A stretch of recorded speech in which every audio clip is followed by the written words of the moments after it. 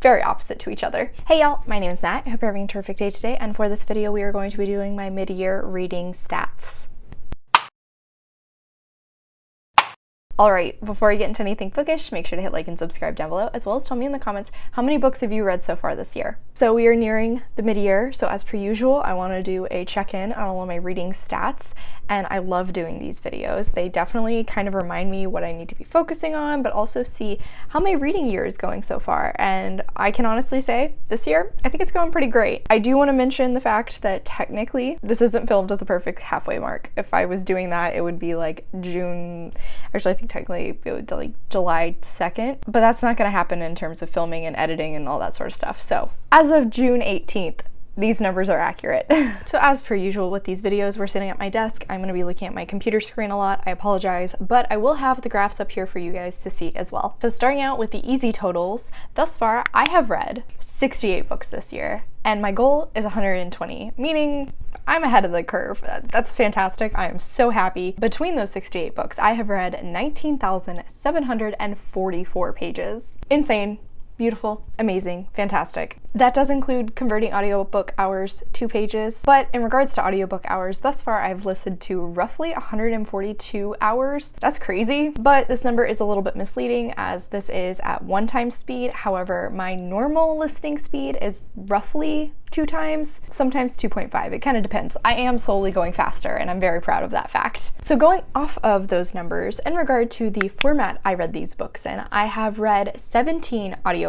I have read 15 ebooks, which honestly is kind of surprising because I don't really like reading ebooks anymore. 31 physically, which is phenomenal. Oh my god. And 5 of those were some mix between ebook and audio or audiobook and physical. As for where I got those books from, starting out, I have borrowed 4 books, which like on one hand that does not seem right, but on the other hand, I guess that's true. I have read 1 book of the month, which wow, that is sad. I really need to work on that, but I guess to be fair, I haven't bought that many this year. I have bought 6 books only to turn around and read them, which is a good thing, but on the other hand, I'm trying not to add to my TBR, though I'm not doing a great job of that. 2 books were gifted to me. 35 came from my library. Is awesome, and we are going to talk more about library stats later. 19 of those books were from my owned TBR shelf. 3 of those I read via Scribd, which unfortunately does tell me that I am not utilizing Scribd to its full potential, and maybe I should reconsider my subscription. And then finally, 7 of those I got from the publisher themselves. As for the intended audience of the books I read, 44 of them were for adult audiences. Roughly 8 of them fell into the new adult category. Personally, this is something I judge myself, and usually it means that the characters are somewhere between the ages of 18 and 25. On top of that, the topics in those books tend to deal with growing up, maturing, and those sort of things. Finally, 16 of the books I read were YA, which on one hand is a good thing. I'm an adult now, you know, I should probably be reading more adult books. However, I know a lot of my TBR is YA still, so I feel like I'm neglecting that area, and I need to work on it. Next is my genre breakdown, which is something I love because I really enjoy seeing how my reading changes. If you have watched my channel for some time, I used to say I was much more of a mystery reader, and then I think it changed to fantasy, and I'm fairly certain last year romance was actually the top genre, so let's see how we're going so far this year. I have read 3 contemporary books. I have only read 13 fantasy, seems very low. 20 were graphic novels, which honestly, comics is a better term for these. 2 books were historical fiction, 6 were horror, 1 was magical realism, 2 mysteries, 4 nonfiction, which is lower than I want it to be because I try to average 1 nonfiction book a month, 1 poetry, which is shocking in and of itself. That happened recently, so I'll put a link to the video where you can watch me reading that up above. 12 romances, 2 sci-fi, and finally, I have officially dipped my toe into reading manga. I have read 2 so far this year. This is a very diversified pie. I think this is probably the most diversified genre breakdown I've had ever. Right now, technically, comic books are actually winning out thanks to that 24-hour comic book reading vlog I did, but fantasy and romance are neck and neck. Not really surprising, honestly. Then let's talk about my rating breakdown, which honestly does make me a little sad. So far this year, I have DNF'd DNF'd 9 books, which is more than one a month, and I'm not crazy about that. Thankfully though, I have had 0, 1, or 1.5 stars. I've had 2 2-star reads, 2 2.5-star reads, 10 3 stars, 11 3.5, 33 4 stars, 2 4.5, and 8 5 stars. Yeah, honestly, this low of a 5-star number does make me a little sad, and it has been quite some time since I've had a 5-star read, which I'm not crazy about.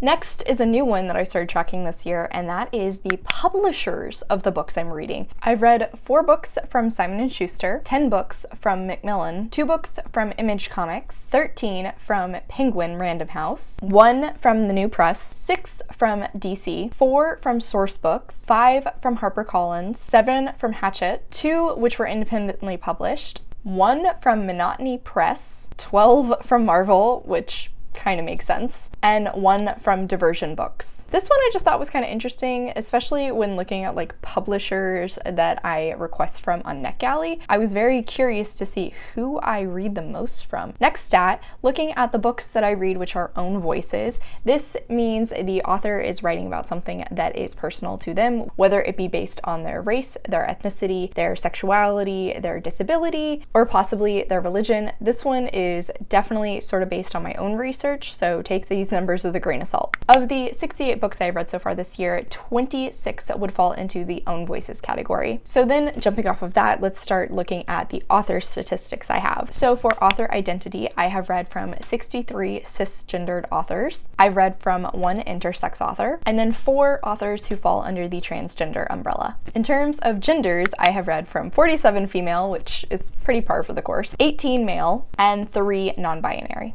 Then looking at race, this is not exactly where I want it, but this definitely has improved from my previous statistics in the past few years, and I'm so happy about it. From the top, I have read from 8 authors who are Black, 8 authors who are Asian, 3 authors who are Indigenous, 6 authors who are Latinx, 1 author who is mixed, and 42 authors who are white. So like I said, this is a lot more diversified than my previous years. I do want to continue trying to work this out to about a 50-50 split, but this is a great improvement and I really love seeing that. I do my best to try and read from authors who have had different experiences from me. I talk about that in my stats videos every single year, and it's something I want to continue working on. Then I thought it actually might be kind of fun to check out my series counter. This is a new thing on my spreadsheet this year. Yeah, it definitely makes me feel pretty good that I can work through these check mark as I'm going. So far this year, I have finished 7 series, which, seeing as how one of my biggest goals of the year was trying to work on these series, that's fantastic. That's phenomenal. I love it.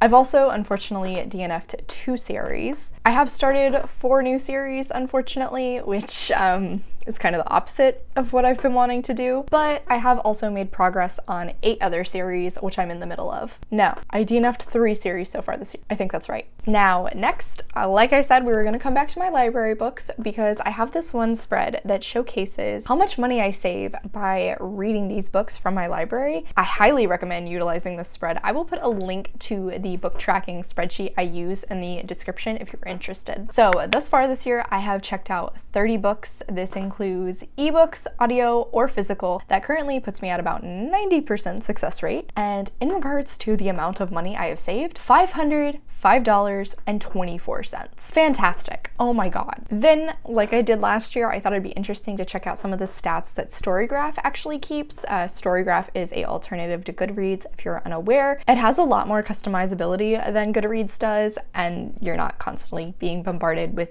Amazon ads, which is really nice. Plus, it keeps these fun stats for you. So starting out in regards to the moods of the books I read, I'm not going to go over all of these, but I thought it'd be interesting to just name the biggest pieces. I tend to read books which are adventurous, emotional, lighthearted, funny, dark, and mysterious. Very opposite to each other. As for the pace in the books I read, 11% are constituted slow pace, 62 are considered medium, and 28 are considered fast. Actually, I'm a little shocked that slow isn't a bigger percentage on here because I do like boring books. Apparently, this doesn't really reflect that, but it's true. I do. And then lastly are my most read authors this year. And at the top, unsurprisingly, is G. Willow Wilson for the Miss Marvel series. I have read 7 of those this year. makes sense. And then followed up with 4 books by Jimmy Palmiotti and Amanda Connor, who wrote the Harley Quinn run, which I was in the middle of. Then next is Jason Latour and Robbie Rodriguez, also at 4 for the Spider-Gwen 2015 run I was in the middle of.